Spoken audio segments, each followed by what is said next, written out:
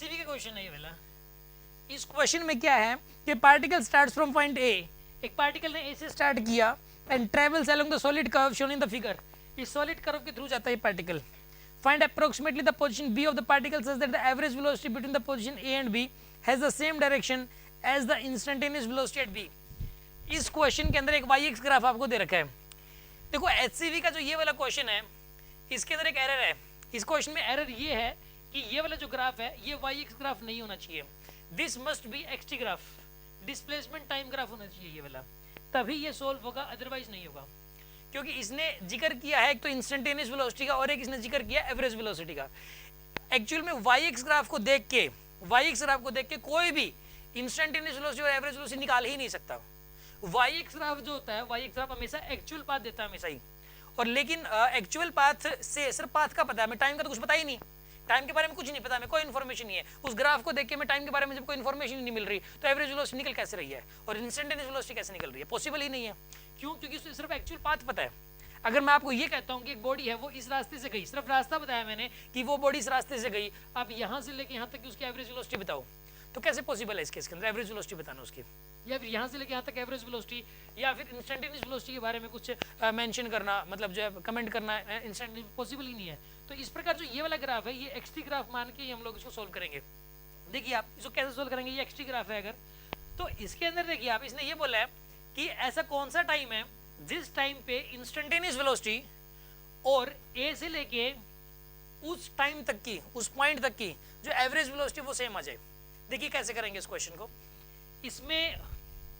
Question एक point, ए point तो शुरू वाला पॉइंट है, सबसे पहला पॉइंट क्या है ए, और कोई पॉइंट बी बताओ इस पूरे ग्राफ में कहीं पर भी, इस पूरे ग्राफ में कहीं पर भी एक बी पॉइंट बताओ कि ए से लेके बी तक, ए से लेके बी तक की जो एवरेज वेलोसिटी आएगी और अकेले बी की जो इंस्टेंटेनियस वेलोसिटी आएगी, अकेले बी की जो इंस्टेंटेनियस वेलोसिटी आएगी वो क्या आएगी? सेम, दोनों सेम होनी चाहिए। इस क्वेश्चन को करने के लिए सबसे पहले आपके पास एक इन्फॉर्मेशन होनी चाहिए। इन्फॉर्मेशन ये होनी चाहिए कि एक्सटी ग्राफ का स्लोप हमेशा ही इंस्टेंटेनियस वेलोसिटी देता है। Slope of XT graph always gives instantaneous velocity. सबसे पहले तो आपको ये इन्फॉर्मेशन होनी चाहिए, ठीक है ना। एक्सटी ग्राफ का स्लोप हमेशा इंस्टेंटेनियस वेलोसिटी देता है, और हाँ एक्सटी ग्राफ का यूज करके एवरेज वेलोसिटी निकाली जा सकती है। कैसे निकालोगे? जिन दो टाइम इंटरवल्स के बीच में एवरेज वेलोसिटी पूछी गई है उन दोनों टाइमिंग के कोरस्पोंडिंग ग्राफ पे 2 पॉइंट बनाओ और उन दोनों को ज्वाइन कर दो, वो जो ज्वाइनिंग लाइन का जो स्लोप होएगा वही एवरेज वेलोसिटी हो जाएगी। ऐसा होता है। मतलब जैसे कि यहाँ पे मैं एक एग्जांपल के तौर पे मान लो कि एक बॉडी है, इस बॉडी का ग्राफ ऐसा ही है, this is the XT graph, ये एक्सटी ग्राफ है यहाँ पे, ठीक है। और इस एक्सटी ग्राफ में ये कह दिया कि ये वाला टाइम है t1 और ये वाला टाइम है यहाँ पे t2, t1 और t2 के बीच में एवरेज वेलोसिटी बताओ। एवरेज वेलोसिटी हमेशा 2 टाइम इंस्टेंट्स के बीच में होती है, ठीक है ना, और इंस्टेंटेनियस वेलोसिटी हमेशा किसी पर्टिकुलर टाइम इंस्टेंट पे होती है। तो यहाँ से लेके यहाँ तक की एवरेज वेलोसिटी कैसे निकलेगी? यहाँ से लेके यहाँ तक की एवरेज वेलोसिटी इस टाइम के कोरस्पोंडिंग ग्राफ पे ये पॉइंट है, इस टाइम के कोरस्पोंडिंग ग्राफ पे ये पॉइंट है, इन दोनों को मिला दो, ये जो लाइन है ना, अब इस लाइन का स्लोप देख लो क्या है, इस लाइन का जो स्लोप होगा वही हमारा आंसर हो जाएगा, वही एवरेज वेलोसिटी होगी t1 से लेके t2 तक। अच्छा कोई ये कहेगी t1 पे इंस्टेंटेनियस वेलोसिटी बताओ, तो t1 पे एक टेंजेंट बना दो, ठीक है ना, इस टेंजेंट का जो स्लोप होगा that is called instantaneous velocity t1। और यहाँ पे कोई कहेगी t2 पे इंस्टेंटेनियस वेलोसिटी बताओ, तो यहाँ पे एक टेंजेंट बना दो t2 पे, और यहाँ पे इस लाइन का, इस टेंजेंट का जो स्लोप होगा that is the instantaneous velocity t2। तो कहने का मतलब इंस्टेंटेनियस वेलोसिटी कैसे निकालोगे? किसी भी टाइम पे, उस टाइम पे जो ग्राफ है वहाँ पे एक टेंजेंट बना के उसका स्लोप चेक कर लो बस। और एवरेज वेलोसिटी कैसे निकालोगे? एक्सटी ग्राफ का यूज करके हम क्या करेंगे, जो 2 टाइमिंग दिए उनके कोरस्पोंडिंग ग्राफ पे 2 पॉइंट बनाओगे, ज्वाइनिंग लाइन होगी, ज्वाइनिंग लाइन का स्लोप निकालोगे, वही एवरेज वेलोसिटी हो जाएगी। मैं ऐसा करता हूँ कि इस क्वेश्चन को करवाने से पहले मैं एक और क्वेश्चन करवा रहा हूँ ताकि बहुत ईजी लगे आपको। देखो मान लो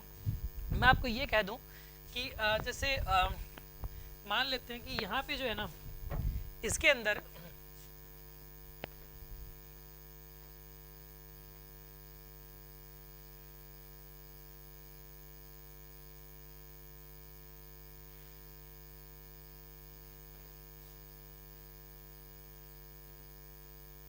ये कह दिया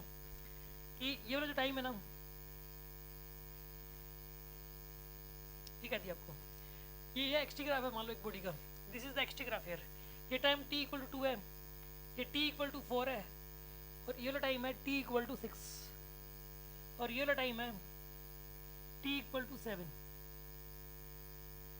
ये t इक्वल टू 7 है, ठीक है। t equal to 4, t equal to 6 और t इक्वल टू 7 है मान लो, ठीक है।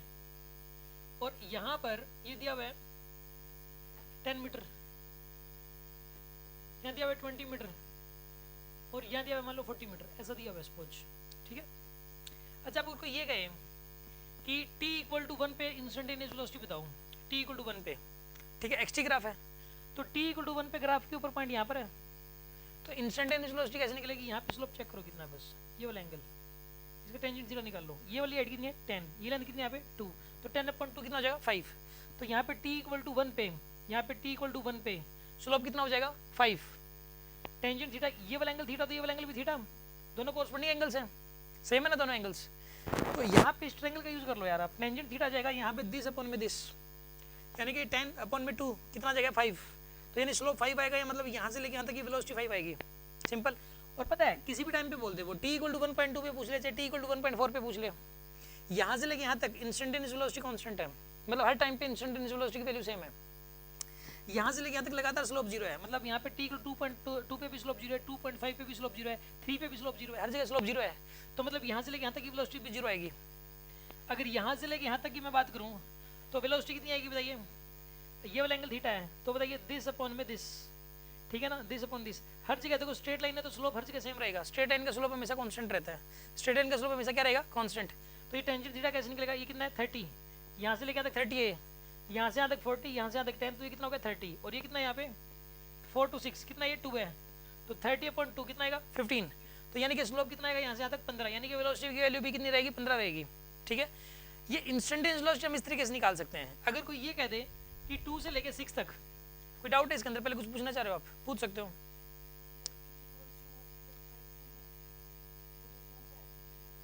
t इक्वल टू 2 पे तो वेलोसिटी डिफाइंड ही नहीं है, क्योंकि स्लोप एकदम से वेलोसिटी एकदम से चेंज हो रही है, यहाँ पे कुछ ऐसा हुआ है, देखो वेलोसिटी पता क्या एग्जैक्टली कोई ये कह देना कि t इक्वल टू 2 पे वेलोसिटी बताओ इस पॉइंट पे, तो वेलोसिटी डिफाइंड ही नहीं है, क्योंकि कर्व ने एकदम से कर्व एकदम शार्प चेंज लिया, यहाँ पे कोई कोलिजन वगैरह हो रहा है कुछ, और जब कोलिजन वगैरह हो रहा होता है ना तो वेलोसिटी डिफाइंड ही नहीं होती उस टाइम, उस इंस्टेंट पे। अब मान लीजिए कि कोई बॉडी किसी वेलोसिटी जा रही थी और उसकी वेलोसिटी मान लिया जाएगी लगातार बढ़ रही थी जैसे ऐसा कुछ,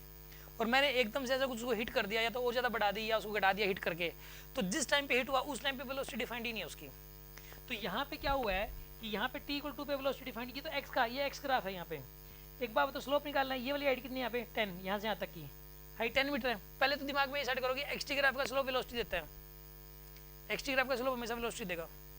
तो यहाँ पे ये हाइट है 10 और ये कितना है यहाँ पे 2, तो यहाँ से लेके यहाँ तक 2 है, यहाँ से यहाँ तक 10 है, तो स्लोप कितना आएगा 5, स्लोप 5 नहीं आएगा इसका, नहीं समझ में आया। यहाँ पे 1 है, सुनो एक सेकंड के लिए, यहाँ 1 है, ये वाला एंगल और ये वाला एंगल बताओ सेम है कि नहीं है। चलो आप इसके थ्रू निकालना चाह रहे हो तो आपको दिस अपॉन दिस कर लो, या तो फिर ये वाला एंगल निकालना चाह रहे हो टेंजेंट थीटा, इस ट्रायंगल का थ्रू निकालना चाह रहे हो तो ये वाली हाइट लेनी पड़ेगी आपको, दिस अपॉन दिस करोगे तो भी टेंजेंट थीटा वही आएगा। वैसे ना ये वाली लेंथ 1 है ना, तो ये लेंथ 5 आएगी, 5 ये होगा, 5 ये है, तो 5/1 करोगे तो भी 5 ही आएगा टेंजेंट थीटा की वैल्यू। और वैसे ये वाला एंगल और ये वाला एंगल सेम है, स्ट्रेट लाइन का स्लोप हमेशा कांस्टेंट रहता है, स्ट्रेट लाइन का स्लोप हमेशा क्या रहता है कांस्टेंट रहेगा, चाहे कुछ भी हो जाए हर जगह वेलोसिटी वही रहेगी। तो यहाँ 2 से लेके 4 तक वेलोसिटी 0 रहेगी क्योंकि स्लोप 0 है, और t इक्वल 2 पे डिफाइंड ही नहीं है वेलोसिटी, t इक्वल टू 4 पे एग्जैक्टली 4 पे डिफाइंड नहीं है इंस्टेंटेनियस वेलोसिटी निकालना, क्योंकि एक टर्न हो रहा है, जहाँ पे टर्न हो रहा हो ना xt ग्राफ में वहाँ पे डिफाइंड नहीं होता, जहाँ पे कॉर्नर बन रहा हो वहाँ पे वेलोसिटी डिफाइंड ही नहीं होती। अच्छा अब सुनो, यहाँ से लेके यहाँ तक वेलोसिटी क्या रहेगी दिस अपॉन दिस, ये कितनी है बताइए यहाँ पे 30, और ये कितना है यहाँ पे 2, 30/2 कितना हो जाएगा 15, तो स्लोप कितना रहेगा 15। यहाँ से लेके यहाँ तक इंस्टेंटेनियस वेलोसिटी हर टाइम 15 है, और यहाँ से यहाँ तक का एवरेज भी 15 है, यहाँ से लेके यहाँ तक एवरेज भी कितना है 15, और इंस्टेंटेनियस वेलोसिटी भी कितनी रहेगी 15। कोई ये कहते हैं कि 2 से लेके 6 तक की एवरेज वेलोसिटी बताओ, 2 से लेके, तो क्या करोगे t इक्वल 2 पे यहाँ पे पॉइंट बनाओ, t इक्वल टू 6 पे यहाँ पे पॉइंट बनाओ, इन दोनों को ज्वाइन करवा दो आप, और इस लाइन का स्लोप देख लो क्या होगा, इस लाइन का जो स्लोप होगा ना वही 2 से लेके 6 तक की एवरेज वेलोसिटी है, इस लाइन का स्लोप आएगा, थीटा निकालना आपको टेंजेंट थीटा, तो ये बताओ ये वाली हाइट कितनी यहाँ पे 30 है, और ये वाली लेंथ कितनी यहाँ पे 4, 30/4 करोगे आप, 30/4 कितना आता है बताइए 7.5 आएगी इसकी एवरेज वेलोसिटी 2 से लेके 6 तक की। कोई ये कह देगा 2 से लेके 7 तक की एवरेज वेलोसिटी बताओ, 2 से लेके 7 तक की एवरेज वेलोसिटी, तो यहाँ पे ऐसा करोगे 2 से लेके 7 तक की एवरेज वेलोसिटी निकालनी है ना, आ जाएगा आपके पास। इसके अंदर काम करो, 2 से लेके 7 तक की एवरेज वेलोसिटी निकालने के लिए ये लेंथ कितनी यहाँ पे 10 है,